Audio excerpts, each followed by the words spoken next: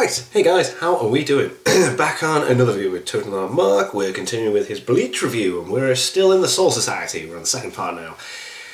I still don't get how he has not seen the Aizen stuff, but regardless, we're just going to go into this and see if it is a genuine, like, oh my god, he's been revealed the first time with it.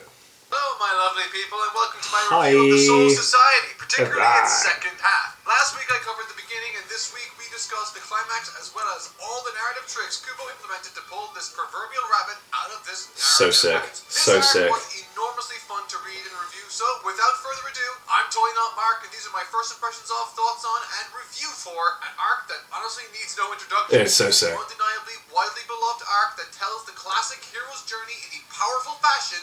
It is, of course, Bleach's Soul Society. The conclusion. I wonder with the Aizen bit, whether he was told to watch, like, the anime clip for the music bit.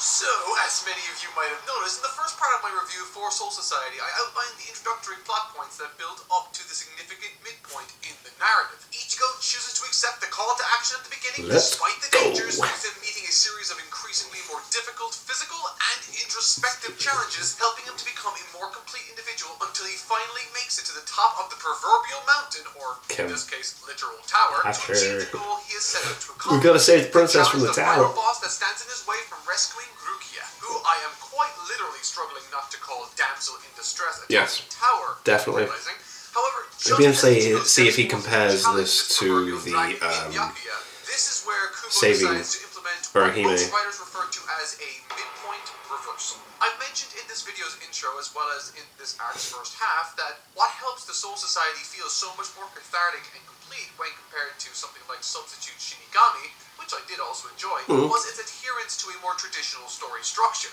And the implementation of a midpoint reversal further demonstrates this. A midpoint reversal is a particular technique an author might use to increase the intensity or drama of a particular conflict. In the case of Bleach's Soul Society, it's Ichigo's dramatic arrival and intense confrontation with Byakuya. This he ain't winning that fight right now, though. Providing a surprising turnaround to shake up either the status quo, our expectations, and/or the general direction of the story. And boy, does that happen in Bleach. But it can be seen in a large variety of anime and Western media. I need to watch Avatar, man. Every man. arc of One Piece has this midpoint reversal. Yeah. In Alabasta, for instance, we're introduced to the characters and culture of the island. We arrive with a goal, and once the halfway point of the journey comes around, Luffy has the chance to achieve what he set out to do. But he gets beat. Strong enough to fight against Krog, forcing him to leave and increase his capacity for a second and a third shot, upon which he succeeds. But it doesn't have to be quite as emphatic as that for a midpoint reversal to be effective. It could quite simply be something as passive as what happens in the Saiyan saga. In the case of that, the working plan for the majority of the first half was for Goku to receive the training he needs to overcome Vegeta and Nappa on King Kai's planet. He accepts the call to action and begins to run on Snake Way, the first of many challenges he will eventually have to overcome on his journey to become powerful enough to defend what he needs to defend, during which all the supporting cast and subplots revolve around this particular event, with the plan and therefore our expectations being Goku will finish his training in time to be there to begin the fight with the Saiyans. But that's when the midpoint reversal occurs. Goku has finished his training, but not with enough time to get there. Oh, I see. Right. This, by cause and effect, injects tension by placing significantly more. Because we think, alright, cool, Goku's gonna get there, but then it's like, no, he ain't. From another world. And these are all just examples I've chosen, but in reality, this can be seen in almost any story, whether it be a book, TV program, or feature film. As long as it adheres to one of the most popular and flexible narrative structures being used today, odds are you'll have a midpoint reversal. Seriously, keep it in mind the next time you watch a movie. It's almost always there. And why wouldn't it be? Plans going awry, tension rising, and regrouping are all terrific it helps build up tension, engaged in whatever you're writing, to help guide the plot and set up for the big finish in the climax, all the while pushing the hero character back down again for him to have to lift himself back up, sometimes farther than he ever has to have done so in the past, like Luffy during Alabasta. And that's exactly what happens almost beat for beat in the Soul Society arc, which is why I think this arc's pacing is extremely strong in the manga. It's absolutely class-like. I thought the anime was very well paced. Like I said, I'm anime only when it comes to everything up to 1,000 Year Blood War. They then act on that plan, and then, about halfway through, something happens which changes everything. Watching Ichigo genuinely get some blocks in was one of the most exciting things this manga delivered to me since successfully thus far. That little smirk right in the face of Byakuya was a genuinely brilliant moment, the likes of which capitalized. He's like, I'm getting better at this. Alleviating our feelings for a moment before dunking on them moments later. Later, readers. Oh yeah, Mr. Cat is actually Miss Cat. Hell yeah, she is. Wow. Her entrance into the scene literally cuts through the tension like few things this story has achieved, and hand to God, this sudden shift in direction the story has taken, I absolutely love. Yeah. Watching Ichigo lifelessly carried off by her as she manages to make Byakuya look like a fool. Yeah, so sick. All the while establishing It's like, oh, she's doing a big deal here. Immediately, which is important. For the entire Soul Society, the tale has effectively led to this moment, only for Ichigo to be carried off away, and we have to go back again. The goal, or at least adds an air of uncertainty around it. Because of this, I think Kubo decides to put another time limit on it. In other words, 3 days of training, and I thought that was a high-value move, adding a lot more to the story than it otherwise stands to gain in surprise and uncertainty. Without an idea, you're not strong enough yet, Ichigo. Come on. For the audience to fully appreciate what to expect. Such a cool costume. Excited for. It's one of the many reasons I think Game of Thrones' final season killed the ending. Jon Snow's story had been entirely about him dealing with the Night King and the oncoming winter with White Walkers. I never watched the last season. His story surrounding that came to nothing. His birth meant nothing, and ultimately he sort of floundered around until the end, muttering to himself. I'm so glad I didn't watch the last season, man. However, before that horrible ending came, halfway through he lost an obvious goal that differentiated him from others, and thus just sort of was there. Thankfully, Kubo didn't do this here. Establishing exact parameters for which Ichigo is to aim helps focus us and also offers him a chance to involve other more established characters to shake things up in Byakuya, now awaiting a rematch in 3 days. Ooh. Something I do want to show my appreciation for that I otherwise didn't in the first half is the sheer variety of personalities littered throughout. Yeah, no one is the same when it comes to the captains, man. All different. Love it. Reflected by their respective design philosophies, yes, which were they all stand out Byakuya visually is as well. Yeah. And cold, with his robes, hair, and clinical appearance reflecting that. Aizen seems introspective, warm, and attentive. Come on, you know. With his softer-looking hair and character reflecting that reality. All he does is swish it back, take his glasses off, and I'm a bad guy. Unlike others we've been introduced to. Some are ruthless, others seem laid back, but all are interesting and offer a life to this place it otherwise wouldn't have without it.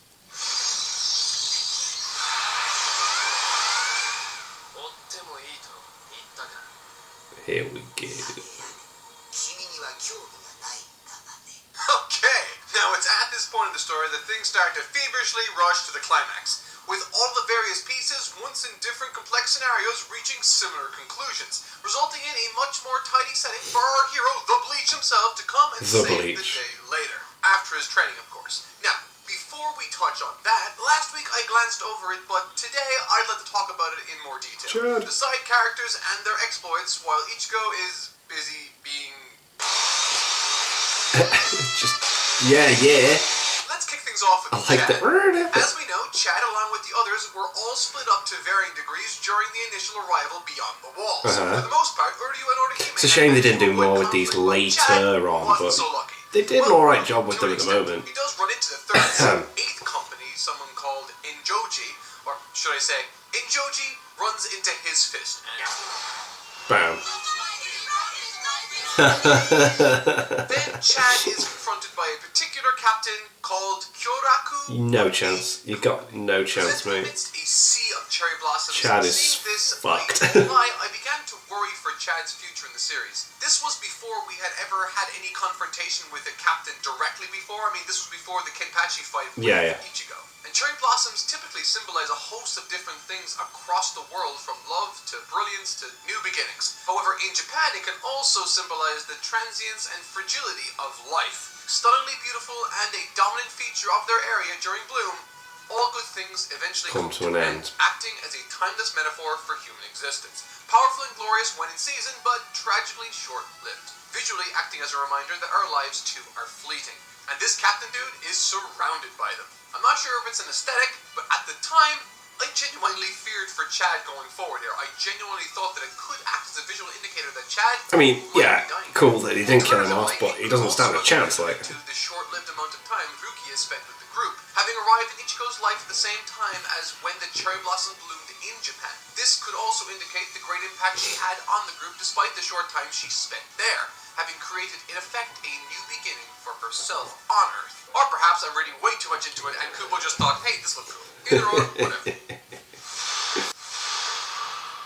The fight, however, is, much like the others in the arc, quite short-lived, with its purpose being to show us another taste of the captains in action. How all of them seem to be totally different from each other. Some interesting Their approach to fighting is very course, different, isn't it? Yeah.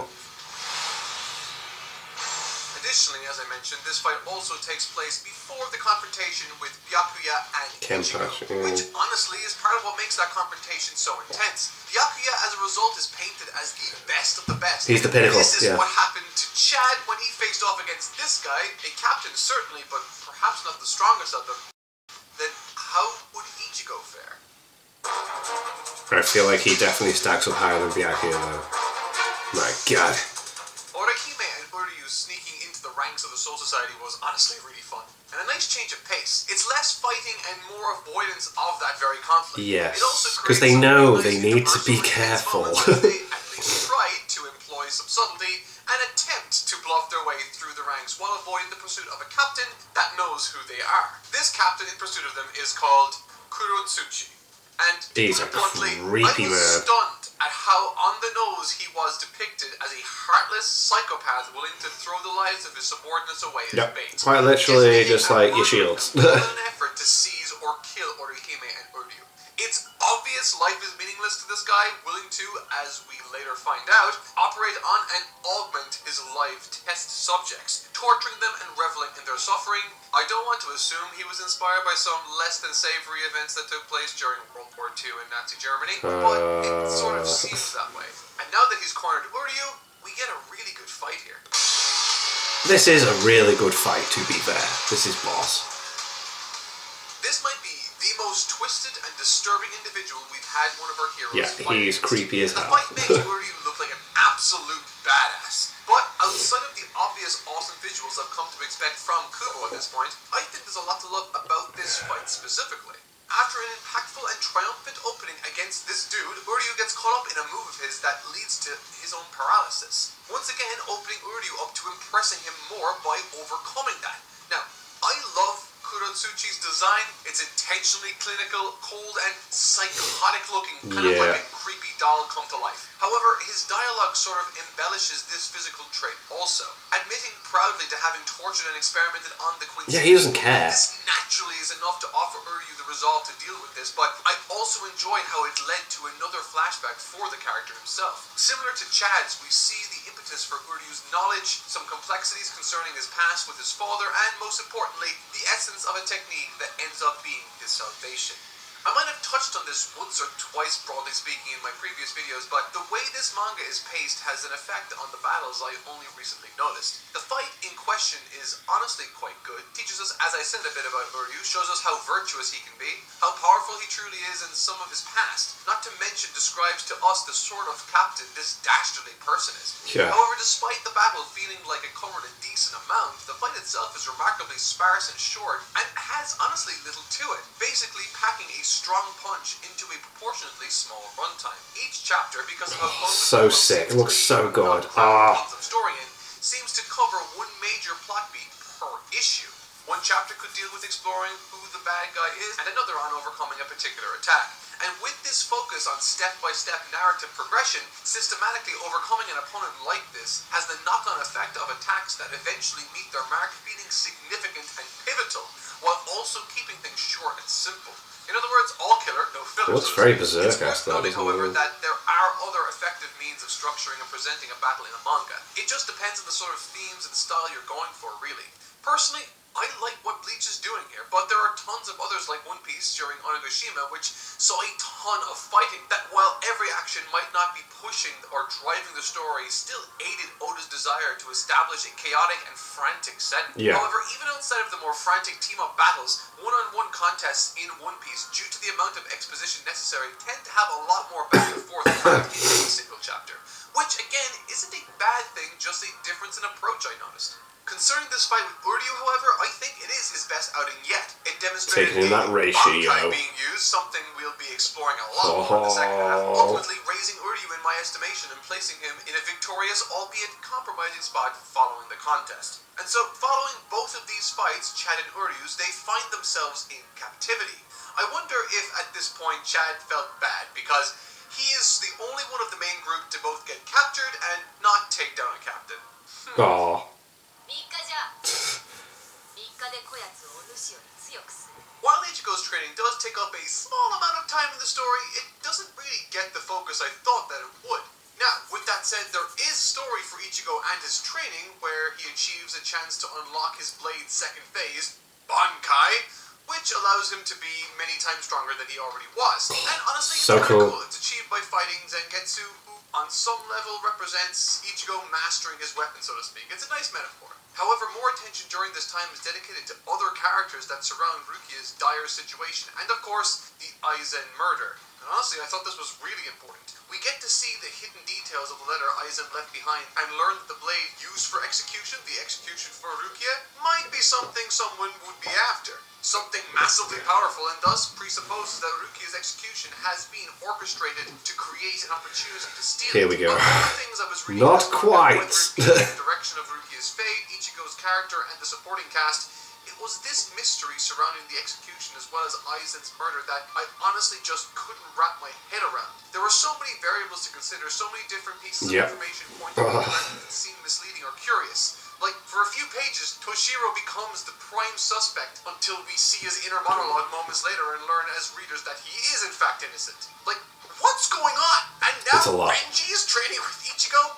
I mean, kiss already. Okay, jokes aside, upon reading through this section, sharing time with Rukia as she sits in prison just contemplating her fate, it really made me reflect on the first arc, Substitute Shinigami, and its importance. Without it, I honestly wouldn't have a strong enough connection with Rukia to make this arc work at all. Yeah. And thank God that bond is strong enough between myself and her, because now I get to befriend you. The first arc has a lot to do with her. As he acts as a pack mule for the supporting cast that appear to have nothing left to do.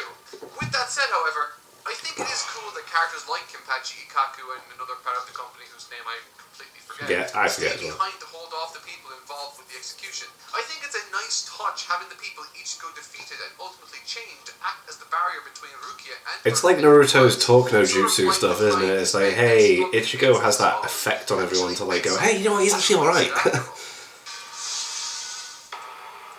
Alright, so this is a minor complaint, but one aspect I've shown that's very common, that is in all of the big three, and is something I honestly don't know how I feel about, has to do with conveyance and what that conveyance is meant to do for the reader.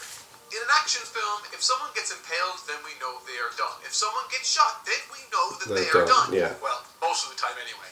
But in a shonen battle series, what differentiates whether or not someone is going to die versus someone who isn't going to die isn't very clear all the time.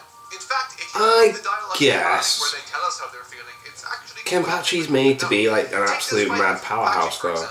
He gets impaled several times over, and he's barely affected. In fact, it doesn't seem like he's affected at all. And so, it makes me wonder, at what point does damage become an insufficient metric for us to understand the flow of the fight? In every other medium where fighting is the driving force of the narrative, the strikes that land typically serve a purpose that indicates that the battle is either being won or lost. And when death blows are treated as nothing more than a scratch, how exactly are the actual final blows in these fights visually meant to have any impact if they are framed no differently than the others that supposedly have no effect? And I want to stress that this isn't a problem unique to Bleach, by the way. I just kind of wanted to talk about it. Yeah, it happens in a lot of shows, my god. Heck, I'm sure at a number of points in One Piece, characters literally get shot in the head or have their skulls literally shattered to pieces. And nothing happens. Only to shake it off moments later. I mean, if Usopp can have his skull literally shattered to pieces in Alabasta and walk it off, then I don't know why Ace can't survive this. The answer, honestly, is thematic. It's the way the Logia and... it's the way the Devil Fruit abilities work and... Consistency. And honestly, I feel like it would make the fights feel so much more meaningful. I do get what he's saying with this, though. No, that's just me. Renji's got it too! Renji is determined to save He looks so sick. Oh yeah, best mate since kids. Save her by Byakuya, really everyone's favorite person. I love the Civil War type vibes of the Soul Society, by the way. It's yeah. for me. Definitely got Civil War vibes. Cherry Blossoms earlier, I think it's also People joining other sides to like fight and conflicting like reasons as to why. So sick. During this interaction or clash between Byakuya and Renji, I was reminded time and again how ridiculously condescending he really is, solidifying my hatred for him and my admiration all over Renji's Bankai, which was really cool. It's very cool. The truth, Renji's really started to grow on me over the last... He's sick. Renji's class. Renji's really fucking cool. I liked him pretty much from the outset because of his awesome design, but it's his inner conflict, loyalty, and resolve that honestly wins me over most of the time as a reader. Also, did I mention his Bankai looks really cool? It's like this... Oh, no, you didn't. Go on. And I really like how it sort of looks like his blade too, the way it kind of extends and is kind of like, I don't know, articulated in a way. But I think more than anything regarding this particular fight, what I really liked was the way that he wins the battle by getting Byakuya down to 1-knee. Now, I say he wins the battle, but this is a war, not a battle. Bankai. Oh. Done. This dude is scary, elitist, and I have absolutely no idea what he ultimately wants either, now that I think of it. Does he want the execution blade? If so, why? The battle ends with him making a fool of Renji, feels like he's doing his job. Once again, much like how Kenpachi and Ikkaku have been moved to action, Ichigo is at the back of their minds. In Renji's case, he acts as inspiration, a source of resolve to remind him of what's important, of what's possible. As a result, it creates one of the best fights in the series. It's awesome. And the poetry of Byakuya's arrogance contrasts... The shock in his face was like, how are you still going? Culminating ultimately in the fight being won by Byakuya, but only after being proven wrong by Renji. Not once, but twice. The fangs of the simple beast that he was referred to as... So cool that he respects him with that as well. That is Byakuya. And all of this is taking place during Ichigo's training. I mean, it really plays second fiddle to this. And honestly, rightfully so. Kenpachi's fight with the two other captains was way more fun to watch than I thought. So boss, like, doesn't matter if I can't see where you're at, like, I'll just wait till you hit me. It's easy to read through. They're straightforward bursts of fun and passion. Conflict, it's like, no one knows what's going on. These hurdles that present themselves, like the blind situation, is just as cathartic as you would expect, particularly now that he's on Ichigo's side. Yeah. Ichigo! Interestingly, despite this being the moment we've been building to for the bulk of a volume and a half, once Byakuya and Ichigo exchange words, the fight we've been waiting for just gets put on pause in favor of checking in with a series of other fights like that which concerns Miss Cat. Because there's so much mystery within the Soul Society. No one knows who's doing what. You know why? When I first started reading the Soul Society arc, I did so with knowledge that many consider it to be the best arc in the series. Others refute this claim, however, but the bulk seem to agree with the sentiment. So, why? I wondered this to myself, and now obviously I'm writing this not having finished reading the arc itself, and there is of course room for me to be wrong, but one of the strengths that made this arc as terrific as I think it largely turned out to be was the groundwork that was set by the substitute Shinigami arc. Significantly more episodic in nature than Soul Society, all the setup for it still had stuff like, series that was done long before lens to it. Appeared on the pages before you or on the screens in front of your eyes. Everything from the goal to the systems that govern how this world works, not to mention the motivating factors. All of it was there. And it's that which I fear this arc might be missing. However, potentially, it might also be trying to do that here with these fights. With these characters, yeah. In order for this story to progress beyond Soul Society in a satisfying we need to know what these people are like. Yeah. Plot elements to catapult us onward yeah, exactly. The next story seamlessly. Without that, it runs the risk of killing the momentum. And as of right now, there seems to be only a single goal, and once that goal is accomplished, it's sort of back to the drawing board. The Saiyan Saga, for example, seamlessly segues into the Frieza Saga in Z, but in Super, the Goku Black arc abruptly ends, and then the Universe Survival arc starts in its own new story. It's really weird, isn't it? Yeah. Are taking place right now are interesting, however, but they feel like I should care about them a lot more than I otherwise do. Particularly the leader of the Soul Society. That old man versus his two pupils. I don't know any of these characters well enough to get... That's very true. We didn't get much build up to actually care about that fight. But I think afterwards it's like, because they've had that fight, it's like, whoa. Because if it is for spectacle, I feel like it's being lost on me. Oh, also, because the spectacle feeling isn't really there some of the time either. Despite Mrs. Cat's opening gambit against Shaolin, there's a flashback that kicks things off with a page crammed full of exposition. There's a lot of text. I'm going to call it out because it's really an anomaly. Wow, that is a lot of in text. this series, which has been, as I've said, panelled brilliantly. So I'm going to give this one a pass. But that page, wow, jeez, that is a lot. Whoa. After all of that, we do eventually get back to the Ichigo fight, where we learn that the blade's power is called Piercer of the Heavens, and I honestly love that name for Ichigo. Perhaps a poetic callback to something Byakuya quipped at Renji when they fought, citing himself like the moon unable to be reached by mere Your fangs will never This reach blade me. offers Ichigo that very mechanism with which he can reach Byakuya. With it, he can pierce the heavens being, in this case, Byakuya's stupid face. And to tell you Let's the truth, go! This fight He is the obstacle. Made possible because Byakuya has effectively been depicted I hope as people told him to watch the anime version when he's fighting Aizen. talented, The way he stops the music with his fingers. The most we'd ever gotten out of him up until now was a bending of the knee due to some uneven footing. But in this fight, we get to see something else. Ichigo's Bankai. Hell yeah. Gets a potential. This is a level of vulnerability I've never seen Byakuya have to endure, and it only gets better. There's a really nice chapter entitled The One Who Changed the World, with the message and implication being that his presence in Ichigo's life changed him as a person for the better. However, I do also like that it ends with Ichigo's friends who've been absent from this climax for the most part, getting to see how great Ichigo has influenced. Yeah, they can't not see his progress. He's the main character, come on. Like Rukia, Ichigo has changed Orihime and all of They need his to be inspired to keep working as As well. the fight rages on, Ichigo goes on the back foot. He's slowing down, running out of energy. He's going to lose. He begs, pleads with his body to move. He says out loud The hollow that he wants form, to win. yeah. And then There we go. fucking knew it. As soon as I read the Kaien flashback with Rukia, I knew that something similar would happen to Ichigo here. That flashback earlier we get with Kaien and Rukia, I feel will be explored in contrast with later on with Ichigo. Or maybe it won't, I don't know. But you gotta admit, Kaien seems to look an awful lot like Ichigo. Oh It also yeah, like explains Bleach ass touches on that.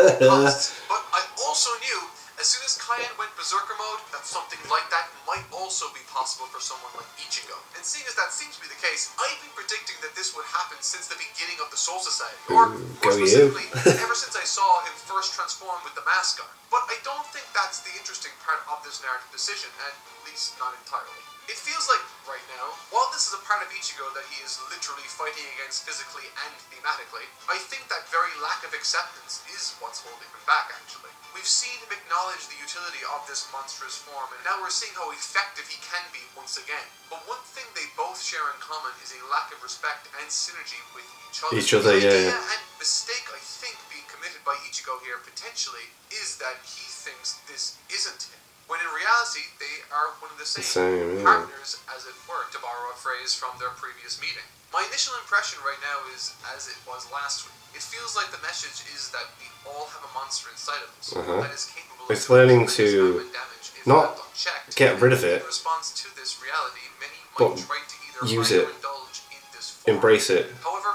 both are use it in the right way. The idea being It's like that if you totally reject something I learned in the therapy, like your emotions. You shouldn't push the negative stuff away, you should learn how to level it out. And on the other hand, if you are overly indulgent in this monstrous side of you, you become just that, a monster. So, in reality, I think the story being told here, quite brilliantly might I add, is that of learning to respect and control the monster inside of you, accepting that it's a part of you and using it to your benefit, so that you become neither a monster or a doormat, but instead a powerful and caring person. This is something I honestly thought Naruto tackled rather well, with Kurama taking advantage of him when he was weak. Similarly, this is happening with Ichigo. However, I think Bleach could tell this particular narrative in a much more compelling and effective way, simply because this creature living in Ichigo isn't some fox spirit, but instead is very much him. And of all the fights in this arc, this one felt the most massive in scope, at least so far. However, following this event, things get weird. Oh yeah. We've all but achieved the goal, so all we would think that needs to be done is leave, right? Well, not so much. Here we end go. up spending a considerable amount of time with other characters as they stumble across a room full of dead bodies. But that's not even the weirdest part. Oh.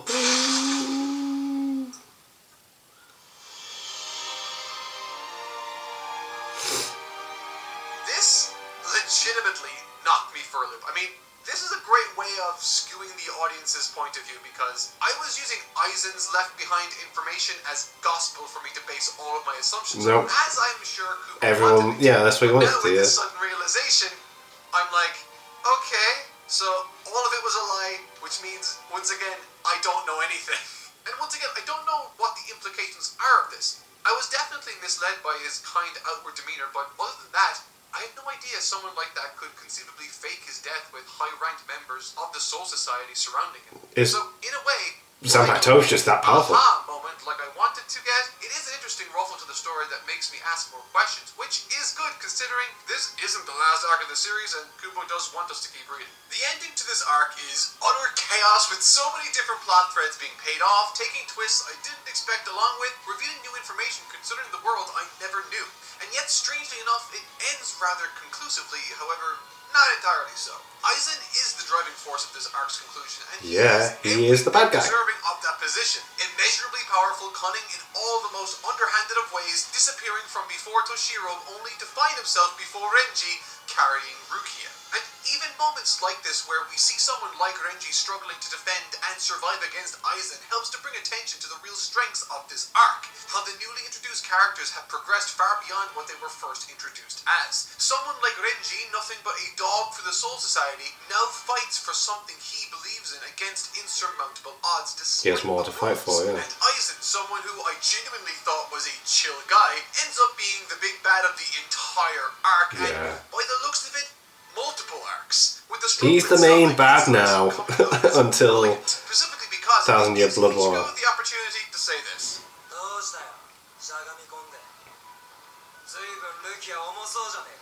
Come on, that's a great line.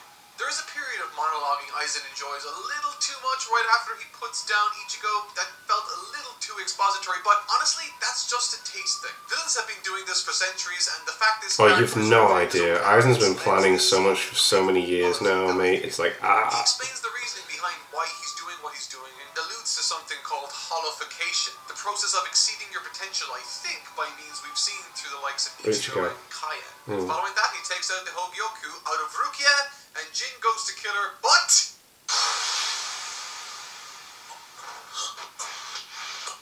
Oh my god! The shithead did something right! He did the right thing! I retract what I said about hating him, and also, he's your brother-in-law and was married to your now dead... What's happening? This cat and Sheldon show up to restrain Aizen, which was badass, and despite other forces that come matter showing up to fight against the side of good, the giant at the gate from the beginning, as well as the souls from the slums, rush to their aid. All the folks who Ichigo helped along the way have come to their rescue to make a difference, giving this arc a wonderful... He ain't making no difference here, you've got no clue. One thing I will say about this ending that I didn't like in retrospect was the lack of involvement of the main crew. After all the training they did, it didn't really amount to much of anything substantial in the story. The story's going on for a long time now. These other characters need to be unless I'm forgetting something, their involvement didn't feel all that important in the end. What could have been a cool idea, I thought, would have been a hint at Uryu's powers still somewhat being there, and then, when the time came for Ichigo to be motionless or crippled on the ground in front of Aizen, for Uryu to puppeteer him to get either him or Rukia to safety. I thought that would have been a really cute idea, and I don't know, Orihime could have healed Ichigo off to the side away from Aizen. Maybe. Something. It's a dumb idea, but it's honestly stemming from me wanting the OG gang to do more than they ultimately ended up doing in this arc, and I think that's unfortunate and also kind of reasonable. But overall, I thought this arc was really fun and pretty solid. Absolutely, it does boss. the traditional shonen arc structure justice in many respects and is filled with all the trappings, bells and whistles that you'd expect from the genre at this time in all the best ways. But one thing that did surprise me was how I felt about the arc and this series after finishing this story. Especially considering I'm such a big story and narrative guy, the ending of this arc really hit the spot for me, and maybe not for the reasons you or I might have expected. When it was just the guys healing out in the afterglow of the battle, when it was just Orihime and Ichigo running around like goofballs with Renji and Byakuya, it was just fun. It sort of made me miss the first arc that little bit more because... that's interesting. For those more understated, less consequential moments and character-rich dialogue.